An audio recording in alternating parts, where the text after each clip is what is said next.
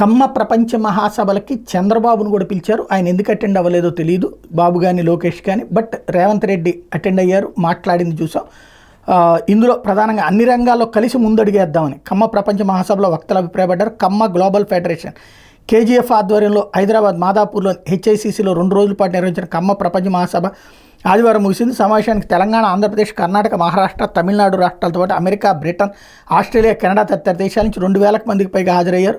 కర్ణాటక మాజీ మంత్రి కట్టా సుబ్రహ్మణ్యం నాయుడు మాట్లాడుతూ హైదరాబాద్లో కమ్మ సంఘానికి కేటాయించిన 5 ఎకరాల స్థలం సమస్యను పరిష్కరించి భవన నిర్మాణానికి సహకరిస్తానని తెలంగాణ ముఖ్యమంత్రి రేవంత్ రెడ్డి చెప్పినందుకు ధన్యవాదాలు చెప్పారు.